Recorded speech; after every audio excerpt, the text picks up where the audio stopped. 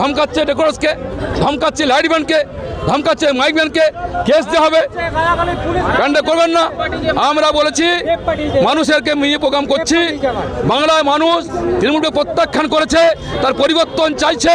দুর্গাপুর উন্নয়ন স্তব্ধ করে দেওয়া হয়েছে, দুর্গাপুর মানুষ রাস্তা নেমেছেন, সেই ভয়ে আতঙ্কিত হয়ে পুলিশকে দিয়ে আমাদের প্যান্ডেল ভাঙার চেষ্টা করছে, তীব্র বিরোধ করছি।